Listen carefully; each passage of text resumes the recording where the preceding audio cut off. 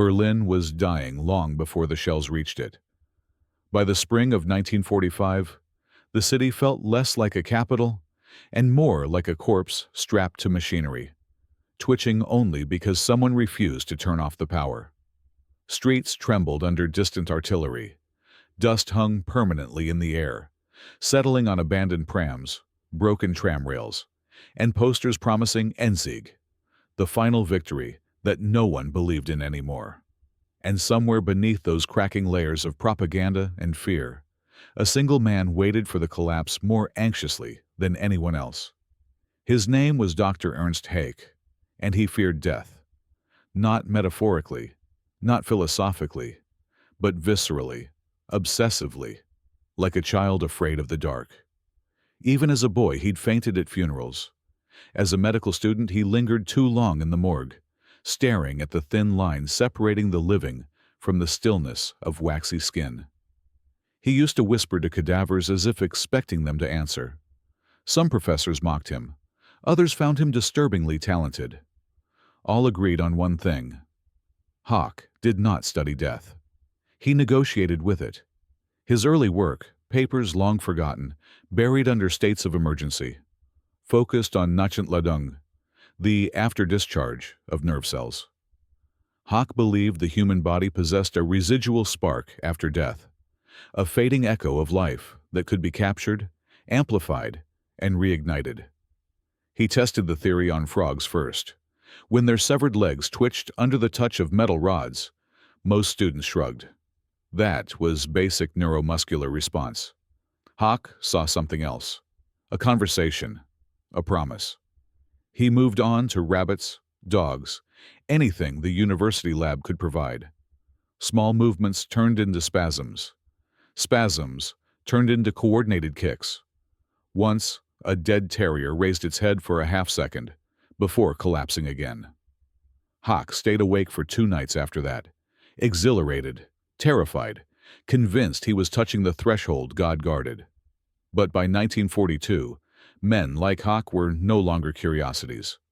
They were recruits. The SS Medical Directorate noticed him when a junior officer reported a peculiar pattern in his research, something about controlled post-mortem muscle behavior. That officer was transferred within a week. Haak, however, received a letter bearing the Black Sun emblem, inviting him to a private dinner at Wewelsburg. He never told anyone what happened during those hours, but when he returned to Berlin, he was pale, silent, and carrying a sealed folder marked Geheime Kommandosache, top secret. Soon after, his university post disappeared. So did he. Rumors spread. He'd been assigned to battlefield triage units. He'd joined Himmler's mad science group. He'd been seen near a camp in Poland. The truth was simpler and far more disturbing. The Reich didn't want him to save lives. The Reich wanted him to reverse death. And so, on a rain-drenched night in April 1945, as Soviet artillery whistled over the ruined Reichstag and the streets shook like a feverish body, Dr. Haak received a final order. 2 men in SS uniforms, one young, trembling, the other stone-faced, appeared at his door. "Doctor," the older one said, handing him a metal case. "Your work must continue. You will follow us." Haak looked at the case as if it contained his own coffin. In a sense, it did. They drove in silence through a city blinking in and out of darkness as generators failed. Buildings looked like broken teeth. Civilians shuffled like ghosts, clutching suitcases, dragging children through rubble. Every few blocks, an explosion turned the sky orange. Haak tried to ignore the screams. He focused on the rhythmic hum of the engine, counting seconds between impacts. A morbid lullaby. The car stopped near the Potsdam Bridge. Beneath a half-collapsed military warehouse lay a reinforced steel hatch, guarded by men who looked more desperate than loyal. One of them opened the hatch mechanically, without saluting. Eyes dead. Hope extinct. The younger SS man whispered, as if still trying to believe the lie. "This facility is secure. The Führer himself approved it." The officer beside him grunted.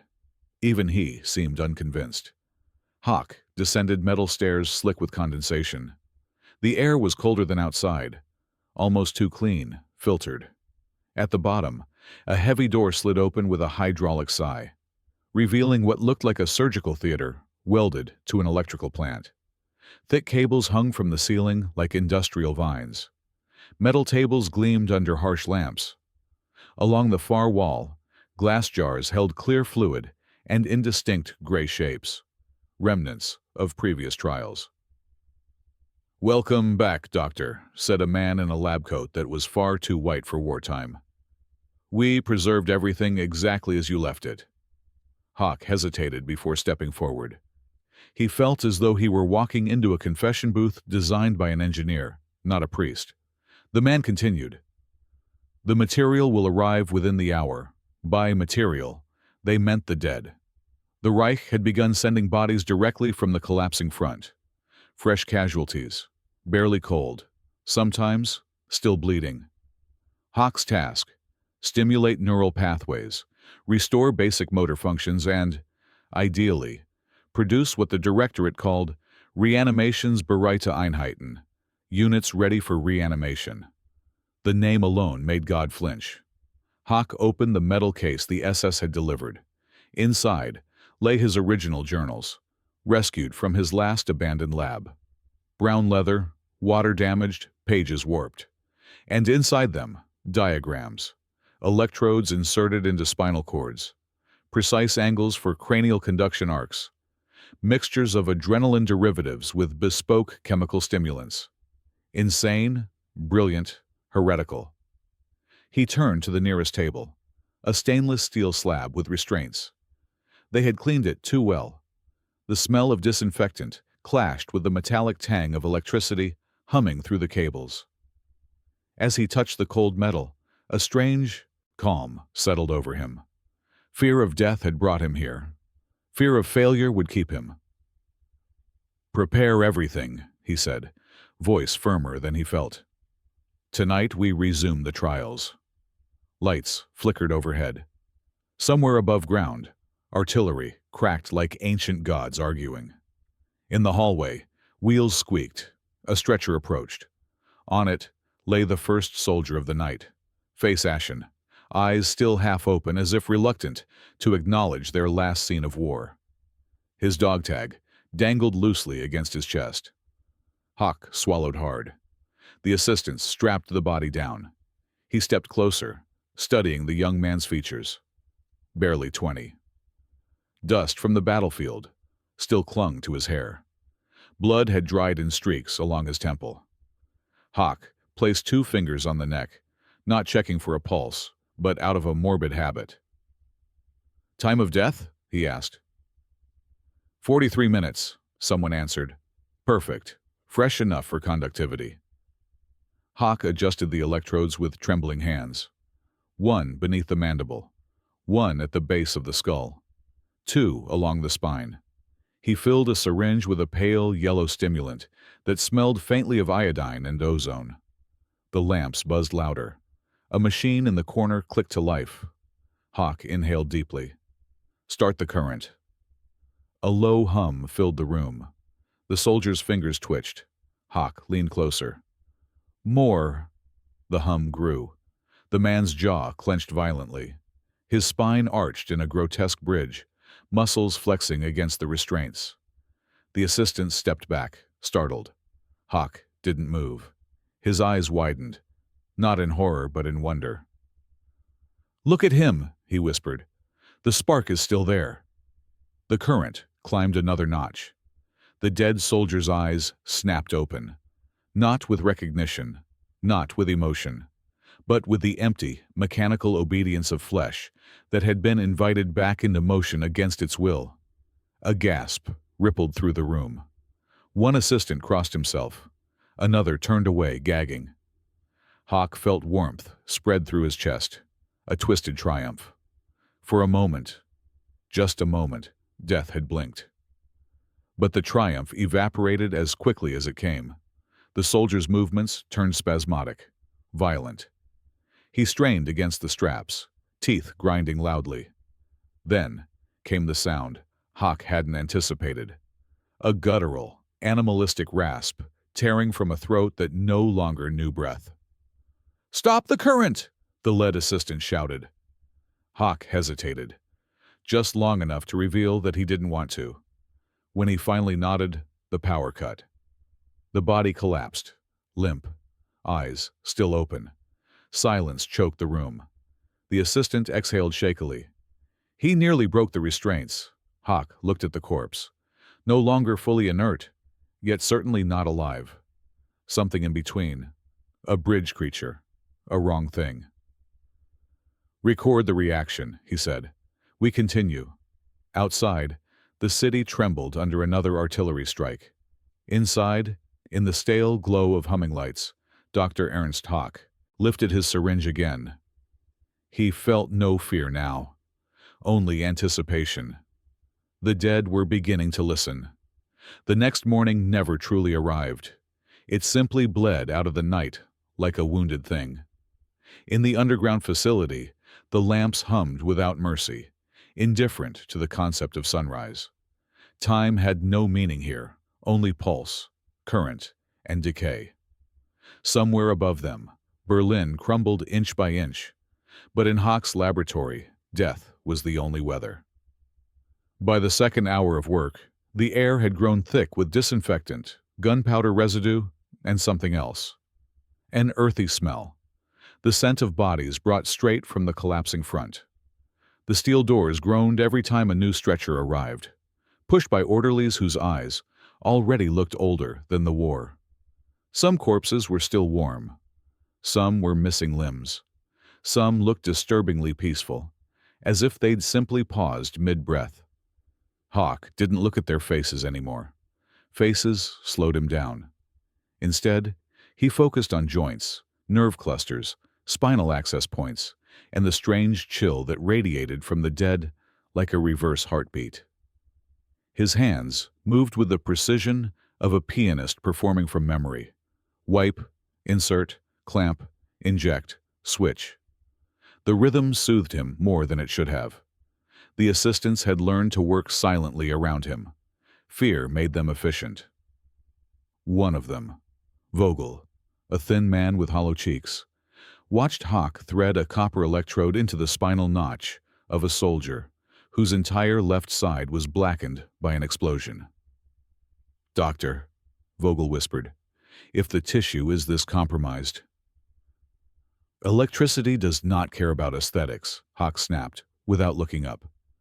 "The nerves either conduct or they don't." He inserted another electrode. The burnt skin crackled slightly. Vogel flinched. Haak didn't. He gestured toward the generators. They roared to life, cables trembling like awakened snakes. Sparks crackled from the metal rod suspended overhead. To a newcomer, the scene would resemble a ritual. Primitive, violent, sacred. But to Haak it was simply physics, dressed in horror. "Begin," he murmured. The dead soldier jerked violently, back arching off the table. His eyes shot open again. Always that grotesque defiance of stillness. And his right hand curled into a fist so hard the knuckles whitened. Then his arm slammed against the restraints. Vogel recoiled. "My God!" "No," Haak said. "Not God. Just the remainder of the self. The body remembers motion longer than the mind does." The soldier convulsed again.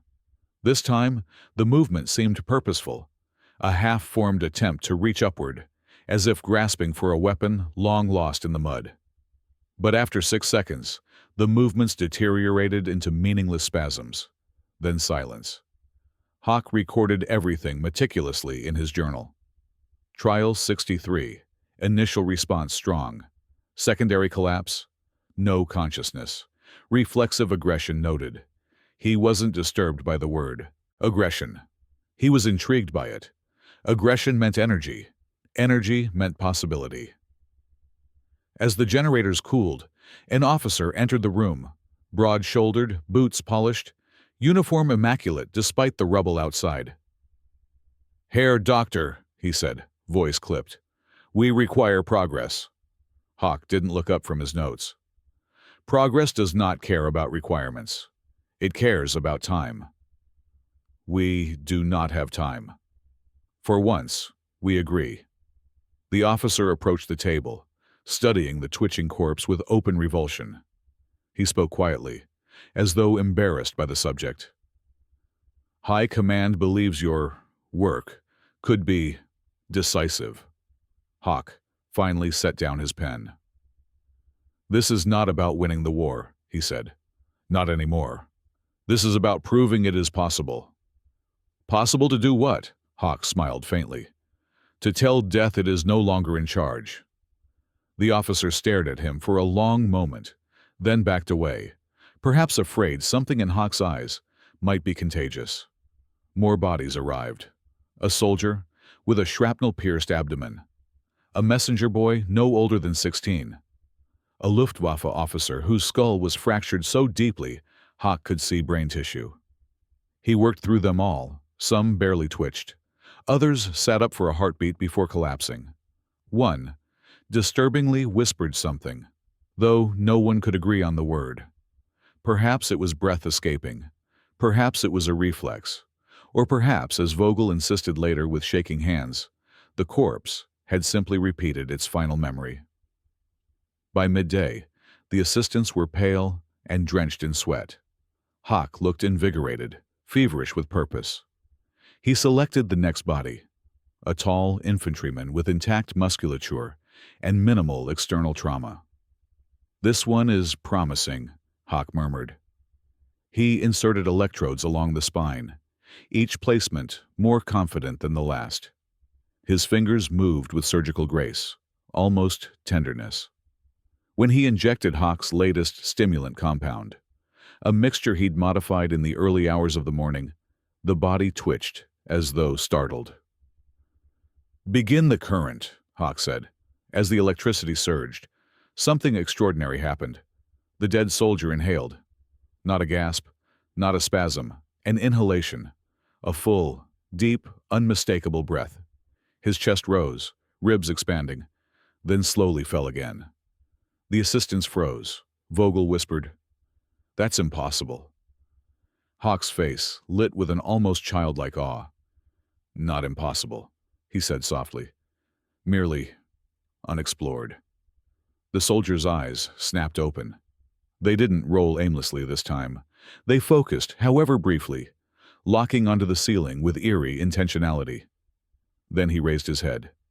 Not reflexively, not convulsively, but as though responding to an internal command. Vogel stumbled backward, knocking over a tray. "Doctor, his restraints." The soldier pulled against them. One strap strained, then ripped. The metal bolt tore from the table with a screech. The assistants panicked, one shouting for the generator to be shut off. Haak didn't move. He stepped closer. The soldier's gaze shifted, jerking, unnatural, but undeniably directed, toward Haak. For a heartbeat, man and no longer man looked at each other. "There you are," Haak whispered. "The threshold." The soldier lunged. A violent, instinctive attack. Pure muscle memory, no mind, no soul. Two assistants grabbed Haak, yanking him out of the way as the creature thrashed, trying to break free. It took 3 men to restrain the thing long enough to deactivate the current. When it finally collapsed, the room fell silent except for Haak's ragged breath. Vogel, trembling, shouted, "We could have been killed!" Haak stared at the corpse, its limbs still twitching, its face contorted in a grotesque echo of determination. "He moved with intent," Haak murmured. "Do you understand? Intent." "No, Doctor," Vogel snapped, voice cracking. "He moved with violence. If he had broken free—" "He didn't," Haak's tone sharpened. "And next time he won't need to." "What do you mean?" Haak turned to them slowly, eyes fever bright. "We stabilize the neural pathways. We give them direction, not instinct. Direction." Vogel paled. "You're talking about control." Haak lifted a hand, as if conducting an invisible symphony. "If a dead man can move," he said, "he can obey." Outside the steel door, artillery thundered again, Dust drifted from the ceiling in slow, soft spirals. It felt almost like snow falling underground. A radio crackled somewhere in the facility. A voice announced Soviet advances, street by street. The Reich was dying. And yet here, in this cold, humming tomb of a laboratory, Haak felt more alive than he ever had. More bodies came, more electrodes, more experiments. The assistants grew jumpier. The officer returned twice, demanding results. Haak ignored him. He was busy observing subtle changes, longer periods of coordinated movement, moments of what looked like deliberate gestures, reflexes that mimicked decisions. At one point, he approached a corpse that had briefly raised its arm toward the ceiling. Haak gently guided the limb back down. "You remember the world, don't you?" he whispered, "even if only in fragments." One assistant muttered, "He's talking to them again." Another shushed him, terrified Haak might hear. They were right to fear. There was something shifting in Haak's demeanor, something unhinged, stirring beneath his calm. He no longer flinched when a corpse twitched violently. He no longer blinked when an eye opened too fast. His journal entries grew denser, frantic, almost manic, as though he were racing time itself. That evening, as the facility shook from a nearby detonation, the steel doors opened once more. 2 SS men dragged in a body that made even Haak pause. It was an officer with severe cranial trauma, but the kind of trauma Haak had once considered borderline reversible. Bone fragments glistened. Blood had dried in thick, black patterns. The face was almost serene in its ruin. "This one," Haak said quietly, "may tell us something new." Vogel stared at him. "You can't possibly prepare the electrodes." The assistants obeyed, but reluctantly, as if their hands understood sin better than their minds did. When the experiment began, something horrifying happened. The officer's head, partially fractured, lifted from the table. His eyes opened, one intact, one clouded. And from his throat came a low, broken gurgle that sounded disturbingly like syllables. One assistant screamed. Another crossed himself. Vogel ran to shut down the generator. Haak barred his way.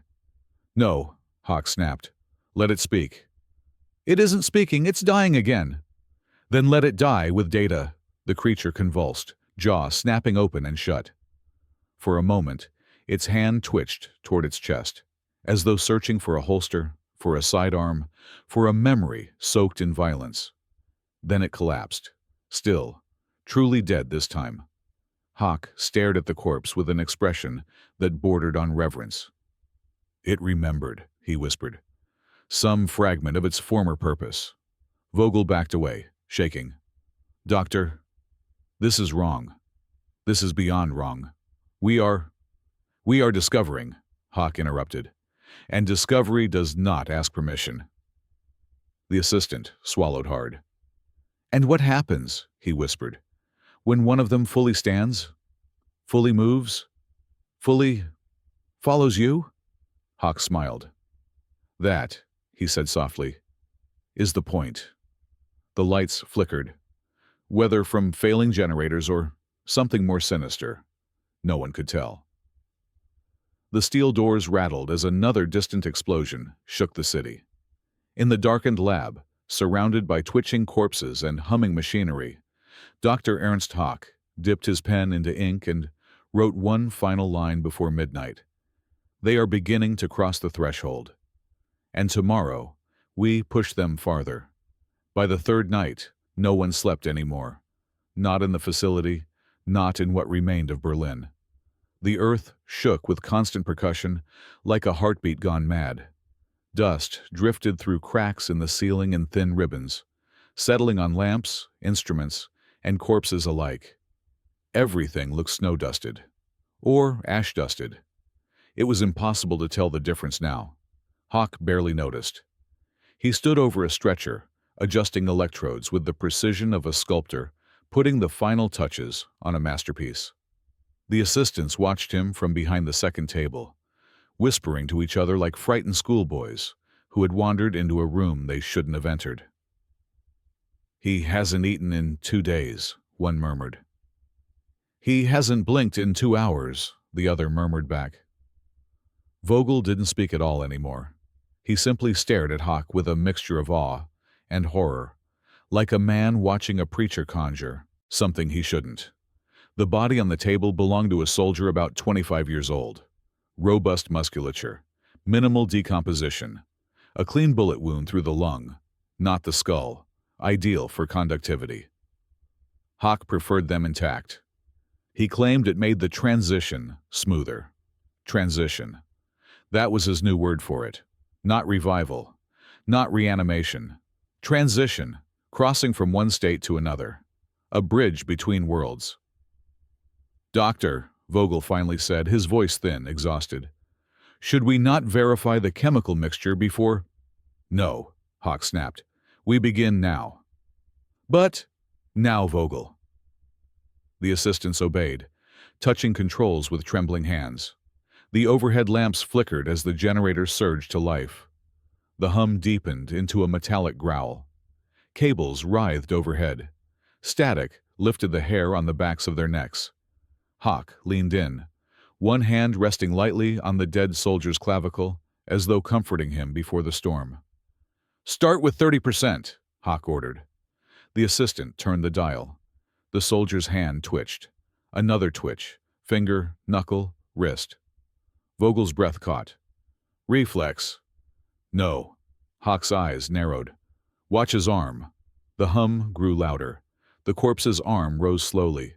Too slowly for a convulsion, too smoothly for spasm. It hovered in the air, trembling against the tension of dead tendons and decaying nerve function.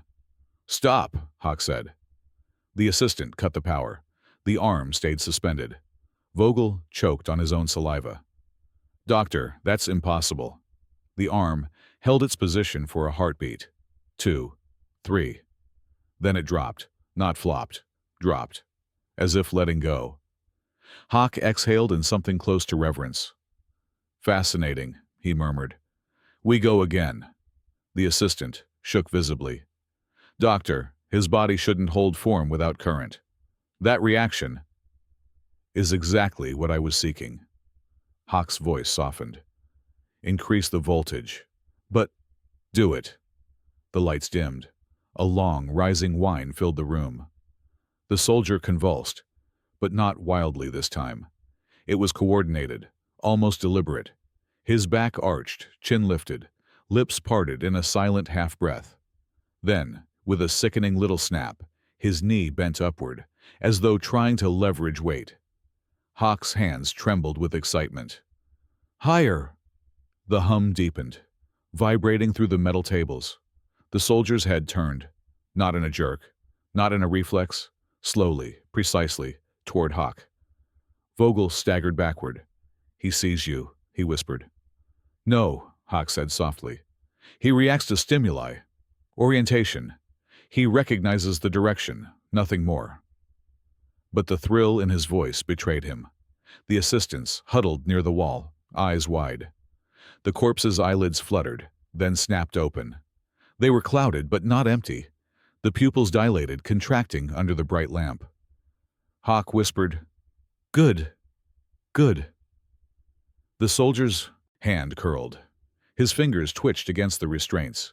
Then, impossibly, he pulled, testing them. Vogel gasped. "He's trying to get free."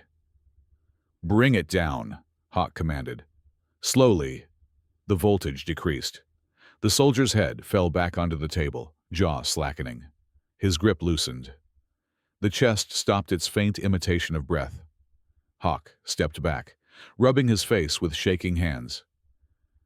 "He showed intentional movement," he murmured. "Not mere muscular memory." "That wasn't intention," Vogel whispered. "That was violence. He wanted to rise," Haak finished for him. "Exactly." The assistants exchanged horrified glances, their fear thick enough to taste. At that moment, the steel door slammed open.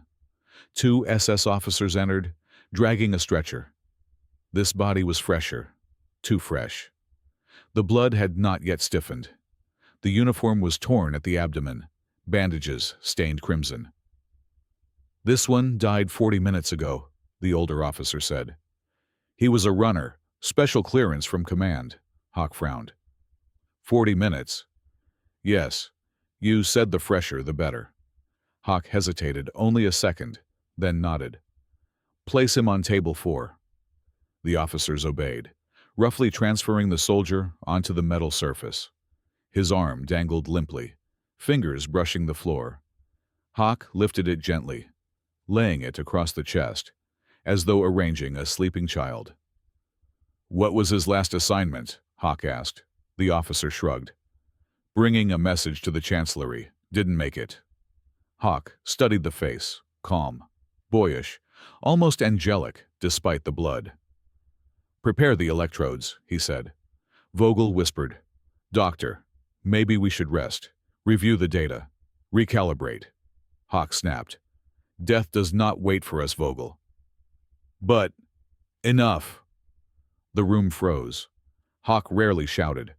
When he did, it echoed. The assistants obeyed, though their hands shook violently. As they secured the soldier's wrists and ankles, a small detail caught Vogel's eye. The fingertips were still warm. Warmth meant conduction. Conduction meant extraordinary potential. Haak leaned over the soldier's face. "Let's cross the threshold," he whispered. The generator growled as the power surged. The body convulsed once, violently. Then again. The third convulsion turned into motion. Smooth. Coordinated, like the beginning of a sit-up. The boy's head rose slightly, jaw tightening. His eyelids fluttered, and then he inhaled. A full, deep breath, shuddering through the chest. Vogel dropped a tray. Instruments clattered across the floor. The assistants stumbled backward. The soldier's eyes snapped open. They were not clouded like the others. They were blue, sharp, focused, alive-looking, but empty. "Doctor," Vogel whispered, voice breaking. He's... "Quiet," Haak breathed. "Observe." The soldier's gaze moved, followed movement, tracked the glint of a lamp, then locked, dead center, onto Haak. The boy's lips twitched. It almost resembled a word. Then the soldier's arm jerked upward so violently, the strap tore clean through. The assistant screamed. The creature lunged sideways, knocking the table off balance. Its other hand clawed toward Haak with staggering force. Haak stumbled backward, hitting the cabinet behind him. "Restrain him!" Vogel shouted. But the creature wasn't spasming. It was moving, using leverage, testing angles, twisting its weight with grotesque precision. One strap snapped, then another. Then the entire right side of the table ruptured under the impact of a leg kick. The creature rolled off the table and hit the floor with a wet thud, but immediately began to rise again, limbs shaking but purposeful. "Turn the current off," Vogel screamed. But the creature didn't stop moving when the generator was cut. It continued crawling toward Haak, slowly, methodically, fingers digging into the floor, head jerking, but always orienting toward him. The lamp above flickered wildly. Haak stared at it, with a frozen, horrified reverence. "He sees," he whispered. "He wants to kill you," Vogel shouted, grabbing Haak by the coat and yanking him back. Two assistants tackled the creature, pinning it down with their combined weight. It thrashed, silent, jaw grinding, teeth snapping. Its eyes never left Haak. The officers rushed forward, one drawing his pistol. "No!" Haak roared, lunging toward him. "We need him intact!" "He's a danger," the officer protested. "He is data." The facility shook as an explosion detonated somewhere above. Dust fell in sheets. Lights dimmed to a ghostly flicker. The officers, unnerved, stepped back. Vogel and the assistants forced the creature's limbs against the floor, finally managing to bind it again. It continued thrashing even without current, spine bending, muscles straining. Then, all at once, it went silent, still, Dead again. The assistants staggered away, panting. Vogel collapsed onto a chair, wiping blood from his ear, where the creature had sliced him with a fingernail. Haak approached the bound corpse. He knelt beside it. Its eyes were still open, still blue, still fixed on him, even in death. "Remarkable," Haak whispered, brushing dust from its cheek. "You crossed farther than the rest." Behind him, Vogel's voice trembled with terror, not awe. "Doctor, what if they aren't just crossing? What if they're coming back?" Haak didn't answer, because in his mind, an electric storm was forming, a realization so profound, so terrifying, he couldn't yet speak it aloud. If death could be defied, even momentarily, then perhaps it was not the dead they needed to fear in this laboratory. Perhaps it was the living. The fourth night felt different. Not merely darker, but heavier, as if the air itself understood what was coming and tried to warn the living. No one slept. No one spoke above a whisper. Even the generator seemed to hum more cautiously. Its metallic growl softened into something like dread. Haak, meanwhile, had never looked more alive. His eyes were fever-bright, cheeks flushed, hands trembling not from fear, but anticipation. He filled pages of his notebook with frenzied sketches, neural arcs, muscle pathways, theoretical maps of consciousness. He scribbled formulas until the ink smudged and his fingers blackened. Each diagram leaned a little farther toward madness. Vogel watched from across the room, hugging his elbows, his face gaunt from exhaustion. "Doctor," he whispered, "we need rest." A pause. A recalibration. Haak didn't even look up. "Rest is for those who accept limits. We have surpassed limits." "That's exactly what terrifies me." "We stand at the threshold of reordering biology," Haak snapped. "Do you think that comes with comfort?" Vogel swallowed hard. His hands were shaking. On the far table lay the previous experiment. The blue-eyed runner, as the assistants now called him in hushed tones. His body was still strapped down in double restraints, jaw slack, eyes finely closed. They hadn't dared move him. "Doctor," one assistant asked cautiously, "what do we do with him?" "For now," Haak murmured, "nothing. He is proof." "Proof of what?" Vogel asked. Haak turned to him, voice softening with a frightening calm. "Proof that death is permeable." A chill ran through the assistants, as if the room temperature had dropped. The steel doors groaned open once more. 2 stretcher-bearers rolled in another corpse. This one was different. Heavier decomposition, skin mottled, finger stiff.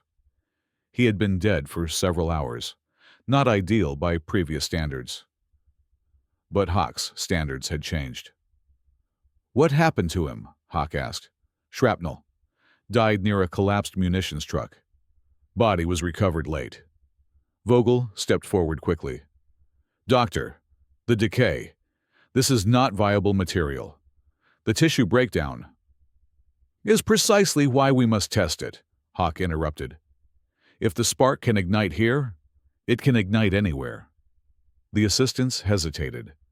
Vogel closed his eyes for a moment, then whispered, "This is a mistake." But Haak was already setting up electrodes. The corpse was placed on the table. The flesh was colder. The smell stronger. Sweet, rotten, unmistakable. The assistants tied the restraints reluctantly. One gagged, another looked away entirely.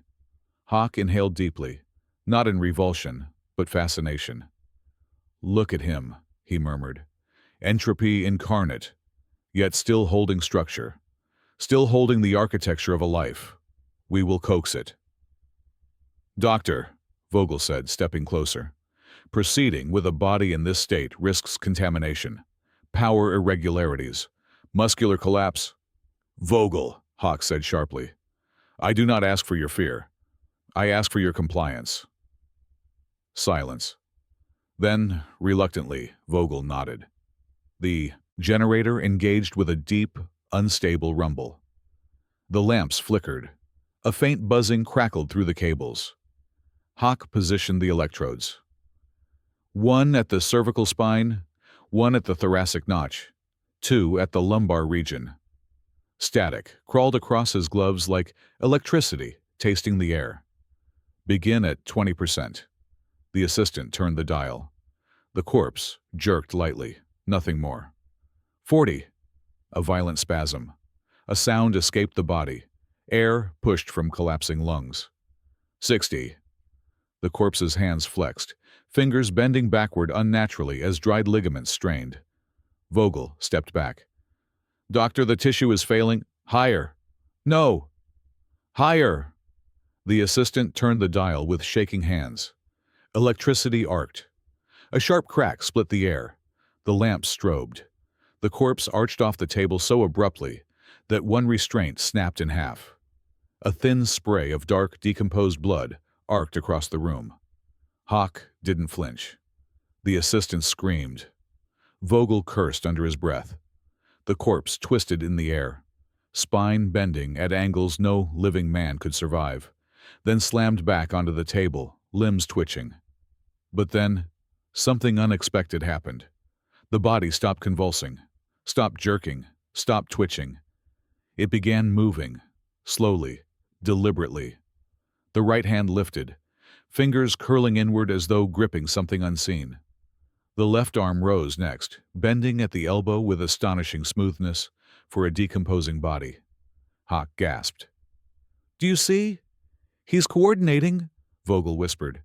"He's reaching for something." The corpse's head turned. Its jaw slacked open, but the movement was intentional, slow, heavy, precise. "My God!" one assistant cried, stumbling back. "He's looking at us!" Haak shook his head dramatically. "Not at us. Through us. He's searching for the last imprint." The generator surged again, unprovoked, the current spiking as if drawn toward the reanimated body. Sparks jumped from the cables, licking the metal table. The corpse strained against the restraints, the remaining leather strap stretching dangerously. "Shut it off!" Vogel shouted.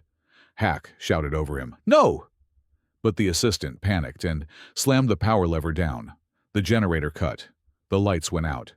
A beat of total, suffocating darkness.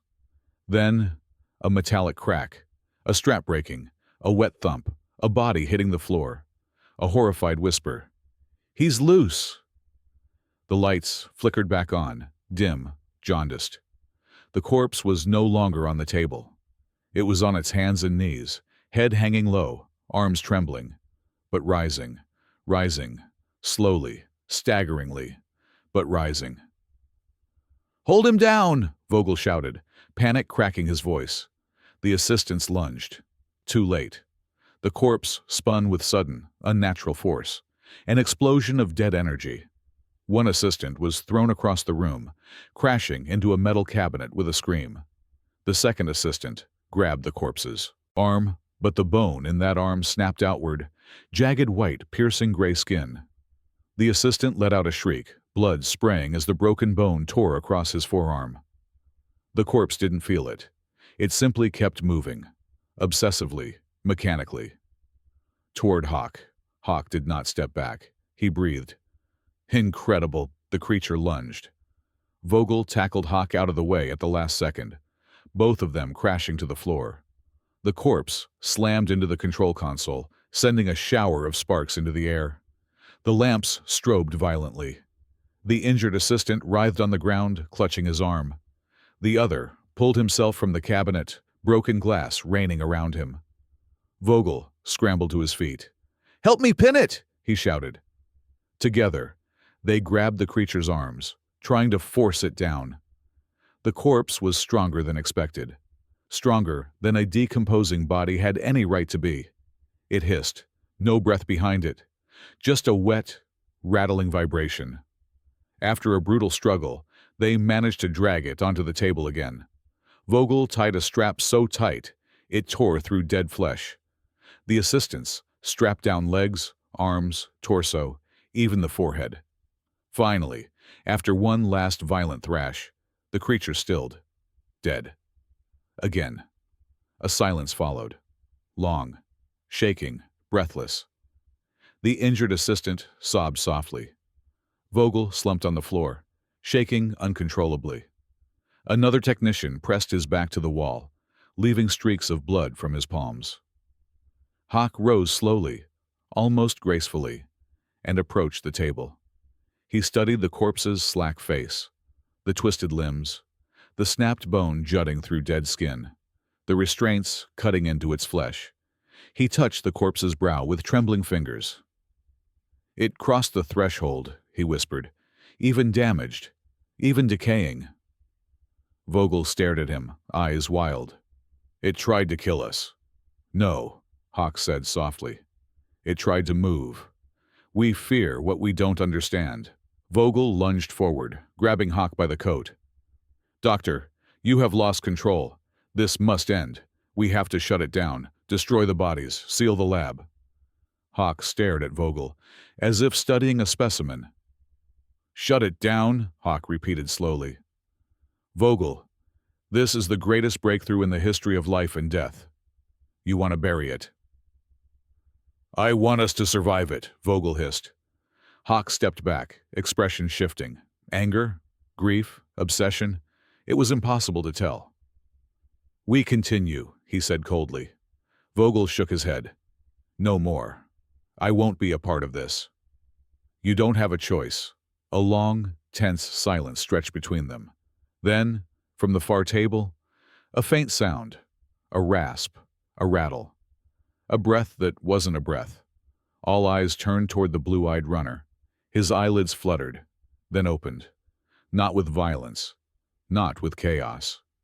His head turned toward the sound of Vogel's voice, slowly, smoothly, as though he were listening. The assistant screamed. Haak whispered, "Ah!" Vogel's face drained of color.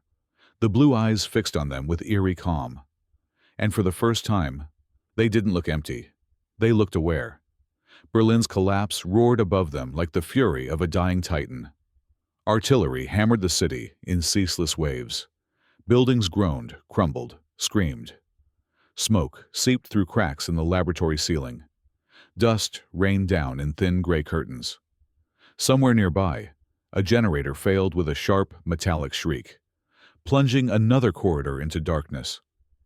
But deep inside the bunker, beneath tons of concrete and the last shreds of a nation gone mad, Dr. Ernst Haak prepared for the final experiment of his life.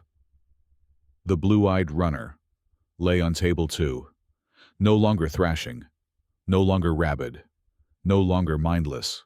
He lay still, straps taut across his chest and limbs, head turned slightly toward Haak, as if following him with invisible attention. Vogel had not slept. No one had. His face was hollow, jaw trembling, eyes red-rimmed from fear and exhaustion. The assistants huddled in the corner, one clutching his bandaged arm, another sitting on the floor with blank shock etched across his face. It was then that the steel door slammed open with a boom that reverberated through the bunker. 2 elite SS officers entered, porcelain-white faces under soot-stained helmets. Between them lay a stretcher draped with a black cloth. They carried it with an almost ceremonial reverence. "Dr. Haak," the senior one said, voice stiff, trembling not with fear, but urgency. "High Command delivers this subject with direct orders." Haak stared at the covered form, his heartbeat thrumming in his throat. "And those orders?" he asked softly. The officer removed the cloth. Gasps erupted across the room. It was not a boy this time, not a low-ranking infantryman, not a messenger. It was an Obersturmbannführer, an elite officer of Himmler's innermost circle. A giant of a man, broad-framed, jaw like carved stone, hair slicked back even in death. His uniform was impeccable except for the gaping wound along his ribs and the blood stiffening down one side. A ring with a black sun emblem still clung to his frozen finger. Vogel staggered backward. "No," he whispered. "No, no, this is madness." Haak stepped closer, awe flooding his face. "They want him revived," Haak said. "No, more than that. They want him returned." "Do you understand?" the officer hissed. "This man carried crucial intelligence. If his mind can be restored, even partially, the Reich may still... A distant blast shook the ceiling. The lamps flickered violently. The officer corrected himself with a grim, cracking voice. "May hold for a few more hours." Vogel laughed, a broken, hysterical sound. "Hours? You believe hours matter? We're buried. There is no Reich left to save." The officer drew his pistol. "You will control your hysteria," Haak intervened calmly.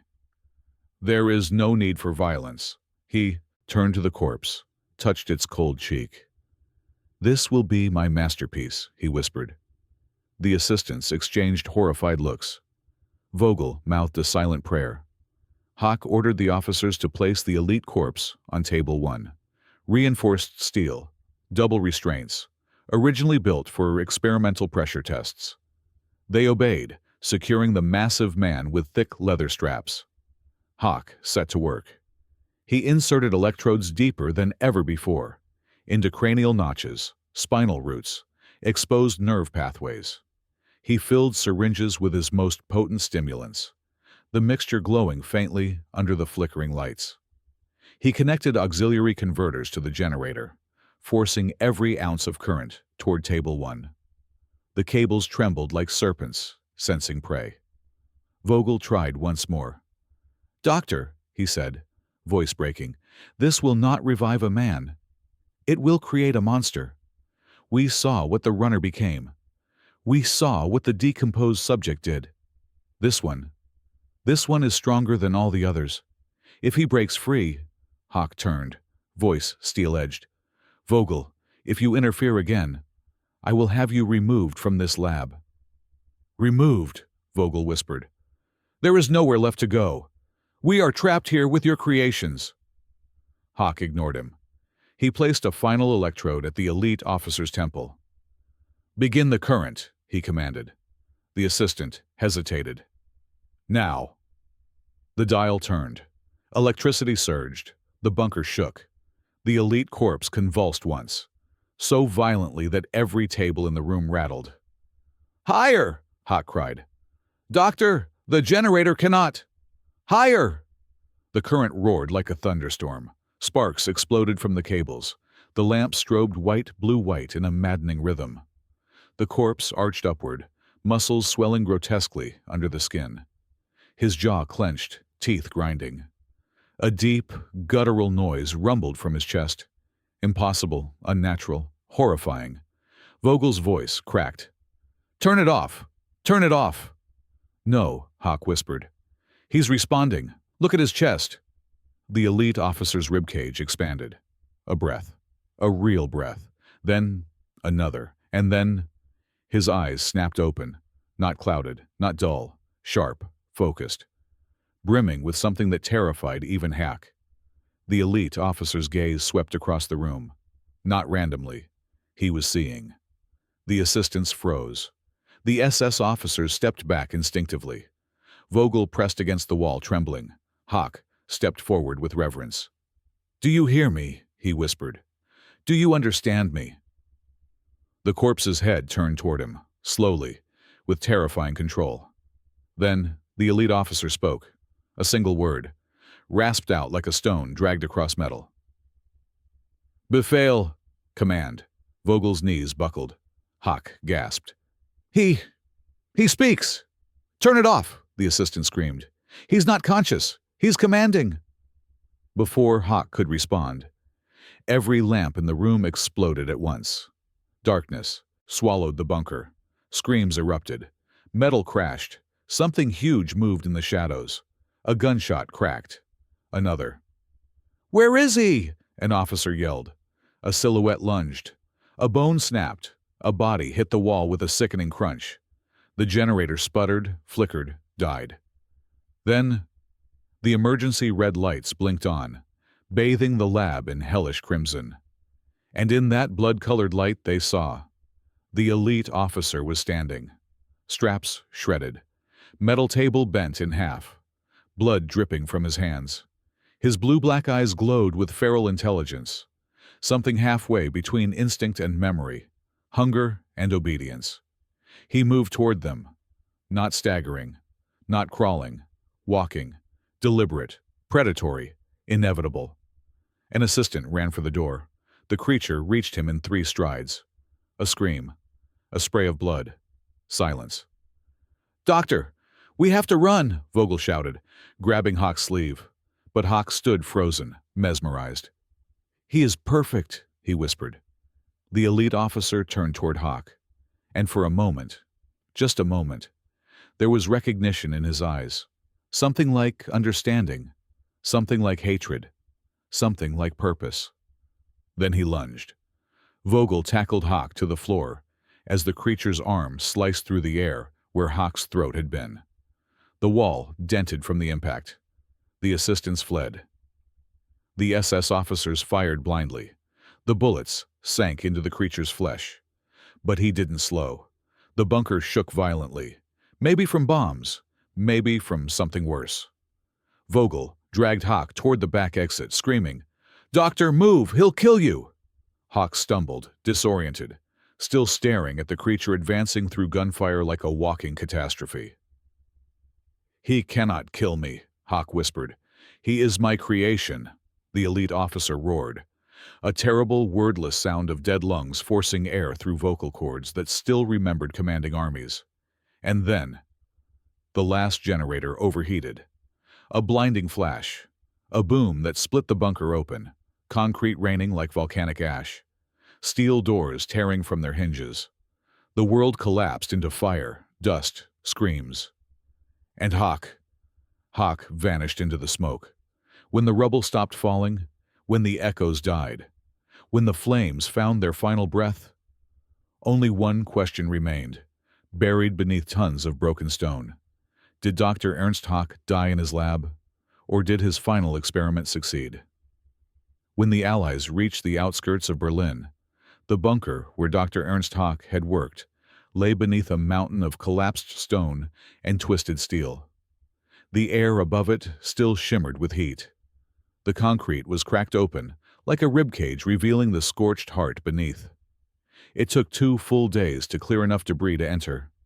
Inside, they found what remained of the laboratory: overturned tables, shattered jars, burned notebooks, and the bodies of several SS officers contorted in positions that suggested a final, violent struggle.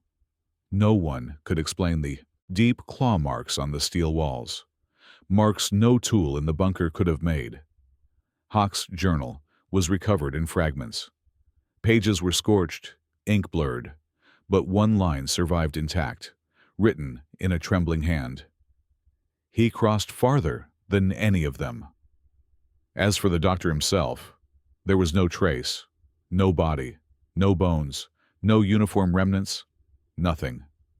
Just a trail of footprints in the dust, bare, heavy, uneven, leading toward a collapsed service tunnel.